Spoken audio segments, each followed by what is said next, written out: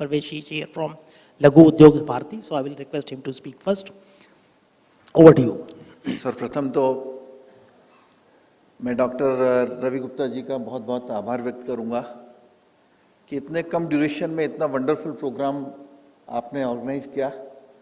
हम लोग भी इंडस्ट्री से बिलोंग करते हैं और अगर कोई कार्यक्रम की बात आती है तो शायद दिनों या महीनों की बात करते हैं कि महीनों में जाकर के इतना इस तरह का प्रोग्राम होता है और वो भी इतना शानदार तरीके से आपने ऑर्गेनाइज किया है।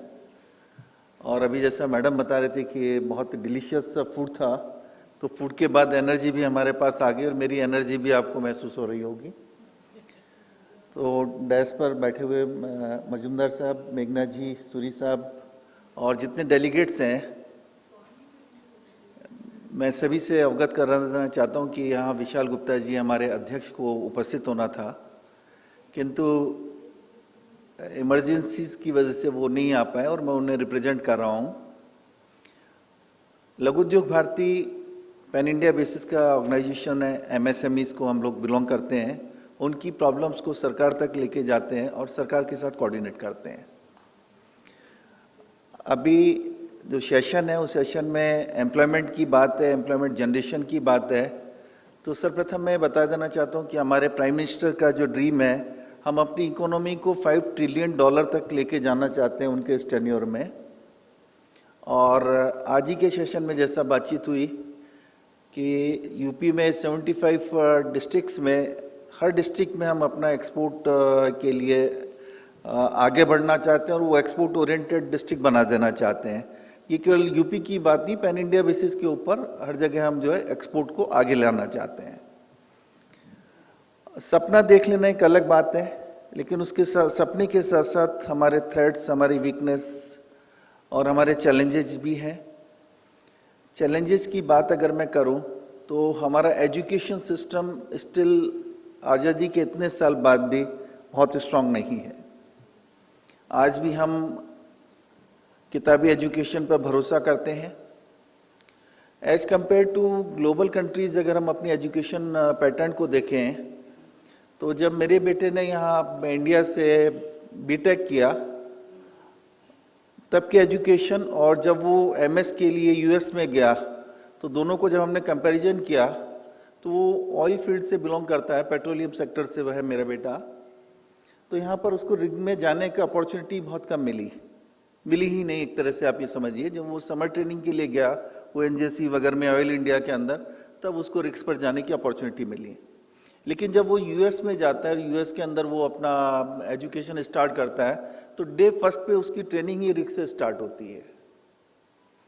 और जितना आपको वहाँ पर एक्सपेरिमेंट करना है, पूरी उनकी करोड़ों डॉलर एक्सपेरिमेंट्स के ऊपर खर्च किए हुए हैं, तो स्टूडेंट्स को उनके एजुकेशन का जो लेवल है वो बहुत ऊंचा वो लोग रखते हैं। क्योंकि अगर एजुकेशन अच्छी होगी तो वो किसी भी फील्ड में बच्चा जा सकता है और गवर्नमेंट की पॉलिसीज के साथ में वो साथ में खड़ा रहता है। सेकंड थिंग अगर हम बात करें तो हमारी जो पॉपुलेशन है वो पॉपुलेशन इतनी ह्यूज है कि हमारी स्कीम्स सक्सेसफुल नहीं हो पाती है। आज भी अगर हम बात करें तो हमारे पास 734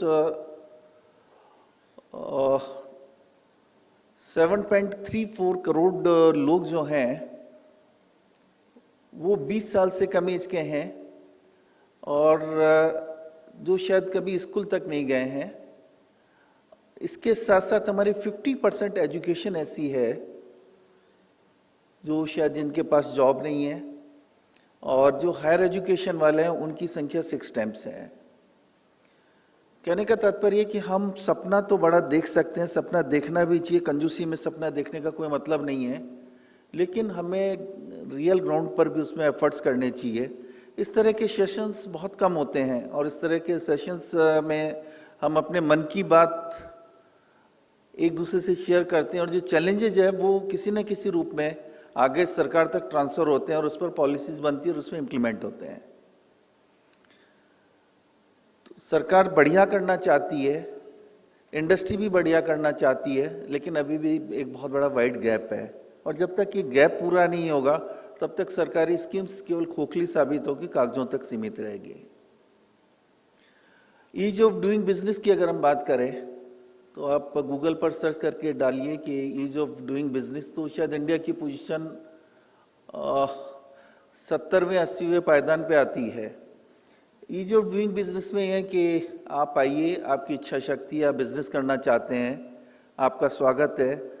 आपने कहा कि मुझे इतनी कैपिटल की ज़रूरत है, इतना इंफ्रास्ट्रक्चर की ज़रूरत है, इतनी मशीनरी की ज़रूरत है, टेक्निकल नोहाउ की ज़रूरत है। सारी चीज़ें आपकी फुलफिल होती है क्योंकि आप देश के लिए कंट्रीब्यूट कर रहे होते हैं। लेकिन शायद इस तरफ किसी का ध्यान ही नहीं जाता है।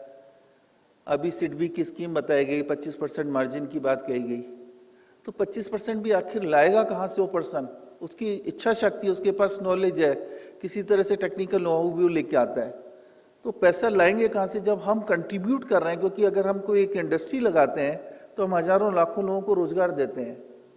इसके साथ साथ पूरा जो इकोसिस्टम है वो डेवलप होता है। और इसके दूसरी तरफ आप ये भी समझिए, अगर कोई व्यक्ति रोजगार में लगा हुआ है तो कहीं ना कहीं देश के अंदर हमारा क्राइम रेट है वो भी रिड्यूस होता है, हमारी बहन बेटियां भी सुरक्षित रहती है। तो इस तरफ किसी का ध्यान नहीं जाता। हम जब ग्लोबल कंट्रीज की बात करते हैं तो वहाँ पर रेट ऑफ इंटरेस्ट आधा % के ऊपर जो है ब्याज मिल जाता है, ब्याज पर पैसा मिल जाता है। यहाँ तो रेट ऑफ इंटरेस्ट ही 12%, 14%, 15%, और प्राइवेट सेक्टर्स की अगर हम बात करते हैं तो 9%, 10% की वो बात करते हैं, लेकिन वो फ्लैट होता है। और जब वो कन्वर्ट होके आता है तो 24%, 25%, 30% के आसपास जाता है। तो अभी चैलेंजेस बहुत हैं। हम एम्प्लॉयमेंट भी देना चाहते हैं, लेकिन एम्प्लॉयमेंट की अगेन इंडस्ट्री की परेशानी है कि जिस तरह का कैलिबर हमें चाहिए उस तरह के लोग यहाँ पर नहीं है। किताबी चीज़ें होती है, क्लास की आपको पोजीशन मालूम है, प्रोफेसर्स आते नहीं है, टीचर्स भी बंक करते हैं कॉलेजेस के अंदर। अब जब एक यूथ हमारे पास में आता है तो उसको हम कैसे अपनी इंडस्ट्री में रोजगार दे सकते हैं? लेकिन उदाहरण भी हमारे समक्ष हैं। अगर हम एडिसन की बात करें, हम बिल गेट्स की बात करें, जेफ थॉमस की बात करें, और अगर हम बड़े इंडस्ट्रियलिस्ट की बात करें तो शायद उन्होंने 30 साल की एज में बहुत अच्छे बड़े बड़े अचीवमेंट्स किए। तो संभावनाएं बहुत सारी है। माइंडसेट की ज़रूरत है।